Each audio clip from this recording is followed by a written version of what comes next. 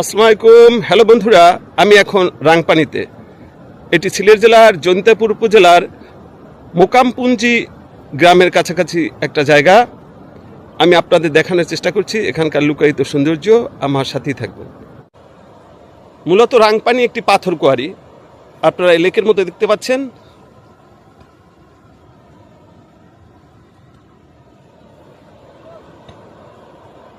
ভারতের মেঘালয়ের জৈন্তা পাহাড় থেকে রং হংকং জলপ্রপাতের ধারা এই রাংপানিতে প্রবাহিত হচ্ছে।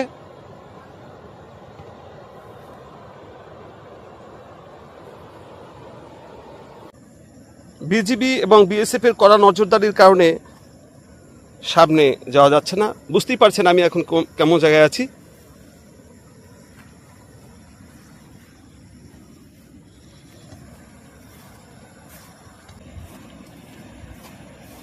আমি নোম্যান্স ল্যান্ড পেরিয়ে আরও সামনে, আরও ভিতরের দিকে একটু ঢুকেই গেছি ভারতের ভিতরে।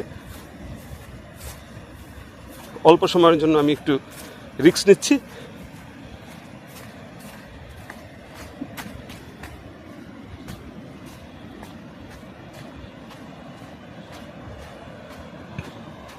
অসাধারণ সুন্দর। নৌকায় করে পাথর উত্তোলন করে নৌকায় রাখছেন। অসাধারণ সুন্দর জায়গা।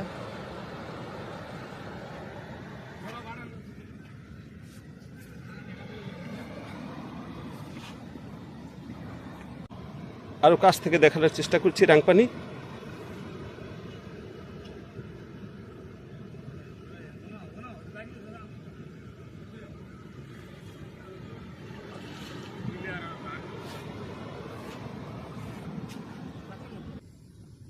আজকে আমার এই অল্প সময়ে গাইড হিসেবে আছেন আমার এক দাদা, মাধাইয়া নৃগোষ্ঠীর। ওনাদের পূর্বপুরুষ উড়িষ্যা থেকে বাংলাদেশে এসেছেন। দাদা খুব ভালো মানুষ। উনি আমাকে পথ দেখে এখানে নিয়ে আসছেন।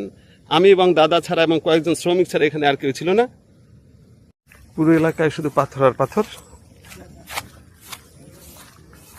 রাংপানি নদী, এই নৌকার মাধ্যমে ওনারা পাথর সংগ্রহ করে থাকেন। কি সকালবেলার খাবার খাচ্ছেন না দুপুরেরটা? মনোমুগ্ধকর পাহাড়ের পাদদেশে রাংপানি নদী।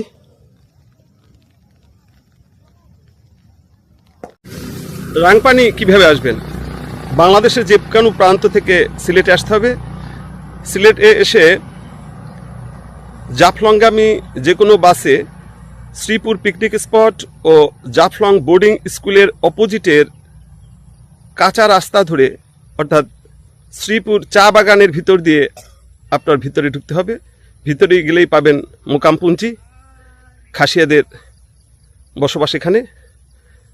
তারপর যে কোনো কারো কাছে জিজ্ঞেস করলে আপনাকে রাংপানি দেখিয়ে দেবে।